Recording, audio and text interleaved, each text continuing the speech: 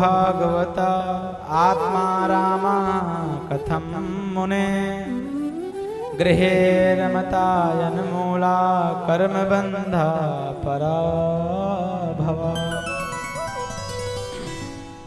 श्री प्रियव्रत जी महाराज पिता की आज्ञा लेकर के जंगल में भजन करने के लिए चले गए।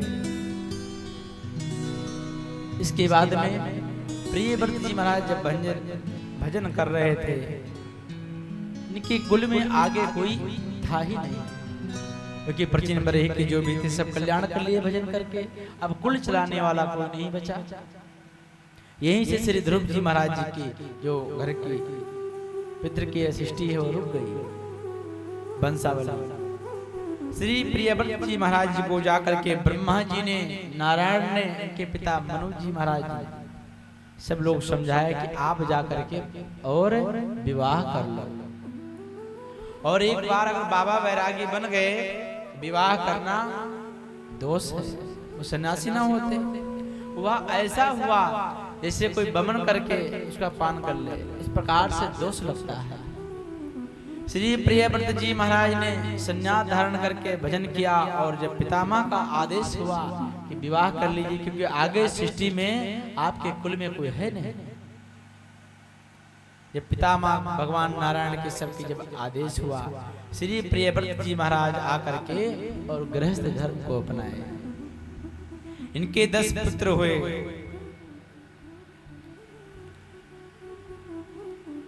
और 7 देव के अधिपति हुए, 3 ब्रह्मचारी हुए, जम्बूद्वीप के अधिपति हुए महाराज अघ्रिण। अघ्रिण के 9 पुत्र हुए, उन्होंने जम्बूद्वीप के 9 खंड किए और 9 में सारे पुत्रों को बांट दिए। आगे इन्हीं के वंश में महाराज अजनाब हुए, अजनाब खंड उन्हीं के नाम पर पड़ा, अजनाब राजा हुए। आगे इन्हीं के वंश से महाराज नाभि हुए, और इन्हीं नाभि के महाराज जी के आगे मेरु देवी के साथ इनका विवाह। यज्ञ में उन्होंने भगवान के उन्हीं के जैसे पुत्र की कामना किया। महाराज मैं यज्ञ कर रहा हूं, आप कृपा करके आपके जैसा ही मुझको पुत्र चाहिए। भगवान ने कहा मेरे जैसा तो ढूंढने आप जाएंगे तो मिलेगा नहीं, मैं ही स्वयं आ जाऊंगा। तो कृपा करके श्री नाभि जी महाराज जी के द्वारा और श्री मेरु मैया के गर्भ से साक्षात श्री ऋषभदेव भगवान का प्रादुर्भाव हुआ। बोल श्री ऋषभदेव भगवान की जय। प्रकट हुए सारे देवता करके श्री ऋषभदेव जी महाराज जी की स्तुति की, राजपाट को संभालने लग गए। ऋषभदेव जी महाराज के ऐश्वर्य से, शक्ति से, तपस्या से इंद्र जलता था, और इंद्र ने इतना जलन किया कि महाराज ऋषभदेव जी महाराज जी के राज में वर्षा करना बंद कर दिया, वर्षा ना हो।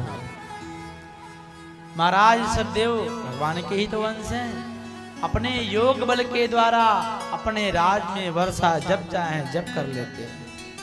इनके ऐश्वर्य को, भजन प्रताप को देख करके इंद्र अपने पुत्री जयंती का विवाह श्री ऋषभदेव जी महाराज जी के साथ में कर दिया। ये बड़े प्रतापी राजा हैं, और महाराज श्री ऋषभदेव जी महाराज जी के द्वारा जयंती के गर्भ से 100 पुत्र हुए। सबसे बड़े पुत्र का नाम था भरत। बोल श्री भरत जी महाराज की जय।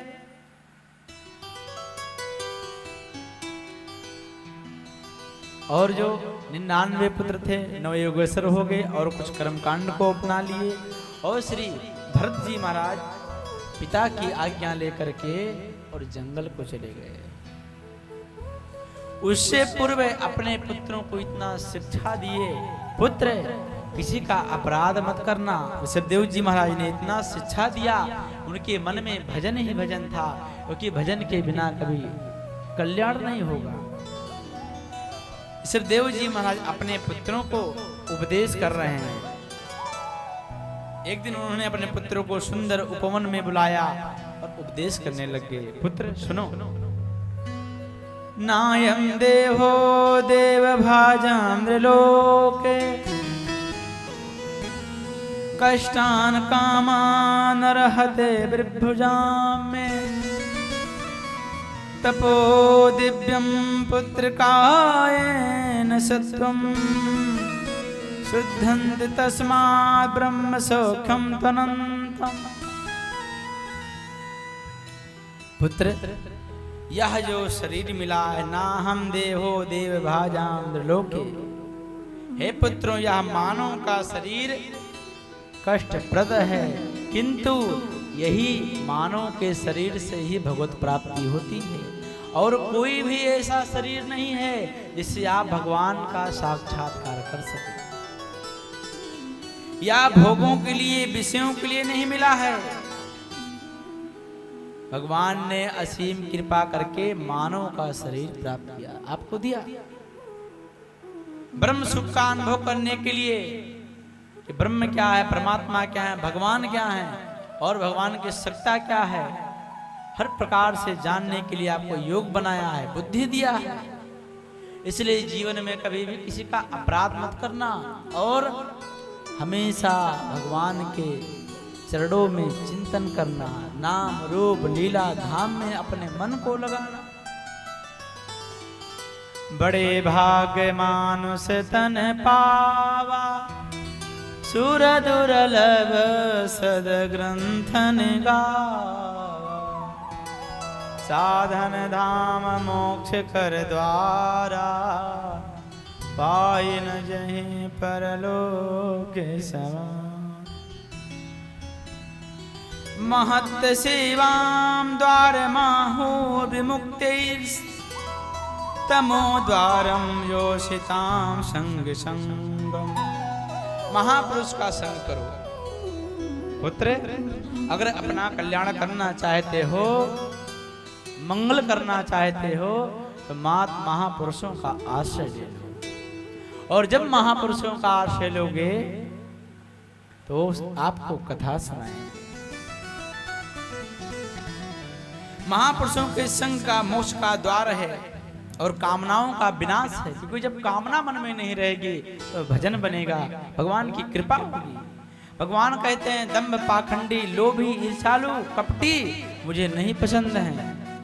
निर्मल मन जन सो मोहि पावा, मोहि कपट छल छिद्र न भावा।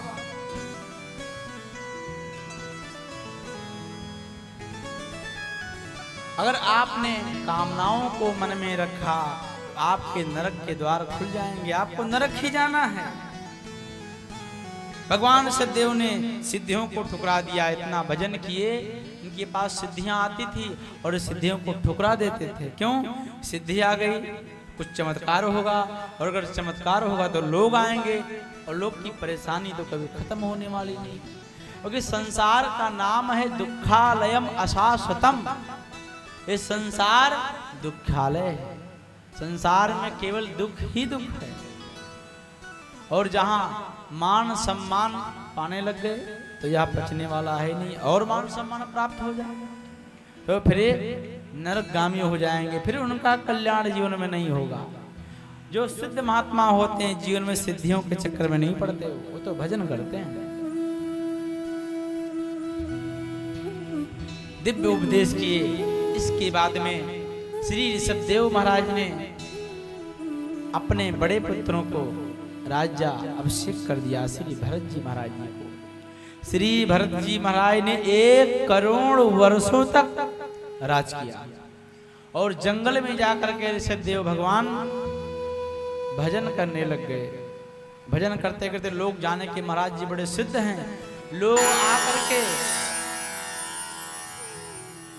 आकर के श्री महाराज जी का दर्शन करते थे, भीड़ बढ़ते थे, लेकिन इनके चमत्कार को सब जानते थे।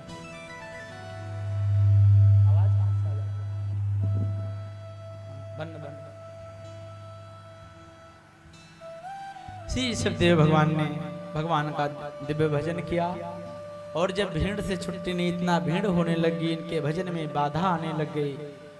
इन्होंने क्या किया, अपने मल मूत्र को ही त्याग करके अपने पूरे शरीर में लगा लेते थे, किंतु उसे दुर्गंध नहीं आता था, क्योंकि दिव्य भजन करने वाले महात्मा थे। और जब उससे भी प्राण नहीं बचा, एक पत्थर को उठा करके अपने मुख में रख लिए और ऐसे कई दिनों तक बिना स्नान किए रहते थे, भजन करते थे। लोग समझे बाबा तो पागल हो गया, तब जाना लोग छोड़ दिए। ऋषभदेव महाराज ने कहा भला हो इस पत्थर का 250 ग्राम आधा किलो का जो ये भीड़ को आना बंद कर दिया और भजन करके अपना कल्याण कर लिए। बोल श्री भक्तवत्सल भगवान की जय। बड़े पुत्र को भरत जी महाराज जी को राज्याभिषेक दिए। उन्होंने 1 करोड़ वर्षों तक राज किया। इसके बाद में अपने पुत्रों को राज्याभिषेक करके रात तिलक करके जंगल को भजन करने के लिए चले गए। वहां पर जब भजन कर रहे थे गंडकी नदी के अंदर, तो वहां एक हिरणी आ गई जल पीने के लिए। वह गर्भवती थी, उसके पेट में शिशु पल रहा था। तभी वह हिरणी जब जल पी रही थी, उसके पीछे एक सिंह ने गर्जना लगा दिया खाने के लिए। उसने कुछ देखा नहीं, अपने प्राण बचाने के चक्कर में उसने छलांग लगा दिया और उसी बीचों बीच छलांग नहीं हो पाया। बीचों बीच में वह जो शिशु था उसका जन्म हो गया और वह डूबने लग गया। नीचे बैठ करके यह देखने लग गए, वह डूब रहा है। तो सोई श्री जड़ भरत जी महाराज आए और उस शिशु को अपने पास में लेकर के और कुटिया में आ गए। भजन कहाँ कर रहे थे? गंडकी नदी के बीच में। अब वह शिशु की पालन पोषण करने लगे। किसका? हिरण का बच्चा। और पालन पोषण करने में इतना आसक्ति हो गई, दिन भर उसके प्रेम में और उसके दुलार करते थे। 100 भजन 100 माला करते थे। 50 से 25, 12, 10, 4, 2, 1 से सारे भजन छूट गए। इतनी आसक्ति हो गई, बड़े हो गया वह और किसी झुंड में चला गया। उसको पुकारने लग गए, क्योंकि कभी कभी आकर के पीठ को सोहराता था, लाड करते थे, इतना स्नेह हो गया था। एक दिन वह जब बड़ा हो गया, हिरण के झुंड में चला गया। अब इन्होंने इतनी आसक्ति हुई, उसी को सोच करके चिंतन में अपने शरीर को त्याग दिए। जब हिरण के बच्चे को याद करके शरीर को त्यागे तो इनका अगला जन्म हिरण का हुआ। लेकिन भजन का प्रताप खत्म नहीं हुआ। भजन का इतना बल था, हिरण के शरीर में रहकर श्री भरत जी महाराज सूखे पत्तियों को पा करके और भजन करते थे। हिरण के झुंडों से अलग रहते थे, एक हिरण के शरीर में भजन करते थे।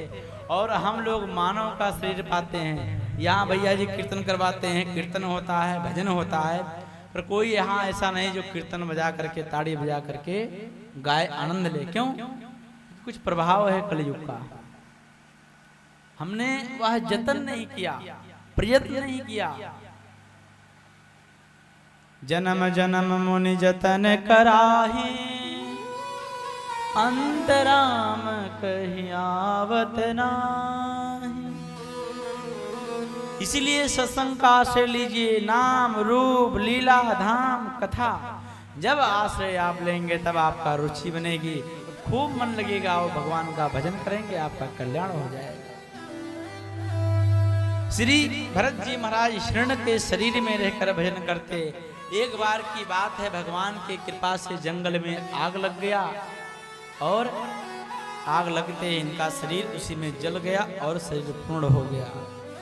तीसरी बार भगवान ने कृपा करके और इनको अंगिरा गोत्रीय ब्राह्मण के यहाँ फिर जन्म दिया। जैसे से जड़ भरत जी महाराज का जन्म हुआ अंगिरा गोत्र ब्राह्मण के यहाँ, इन्होंने विचार कर लिया अब तो मोय भजन करना है, क्योंकि अब तो कर्मकांड पूजा पाठ के चक्कर में नहीं पड़ना है, मात्र भजन।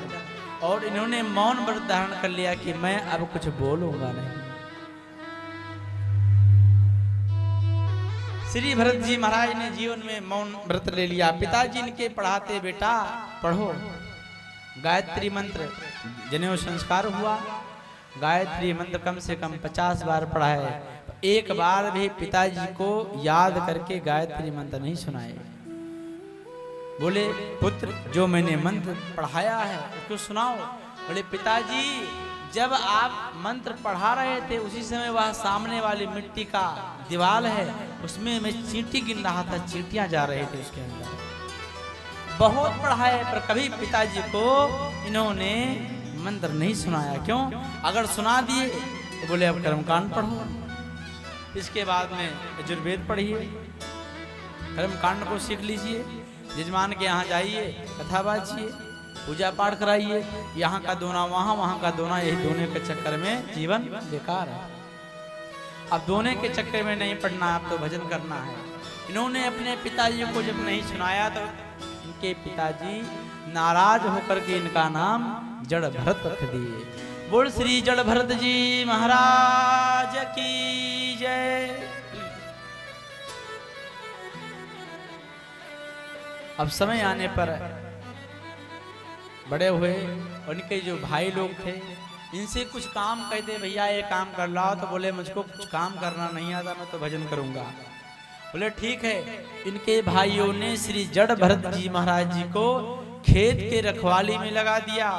जाओ और वहां पर खेत की रखवाली करो, कोई पशु पक्षी आकर के चुगे ना। बोले जय श्री राम जी की इच्छा। वहां पर गए हैं, वहां देखे तो वहां जोता बोया खेत पड़ा हुआ था, चिड़ियां आकर के चुग रही हैं। इनके मन में दया था ही, महात्मा थे, बहुत दया आ गया। सारे चिड़ियों को बुलाने लग गए, आ जाओ आ जाओ, और गाने लग गए, राम जी के चिड़िया राम जी का खेत।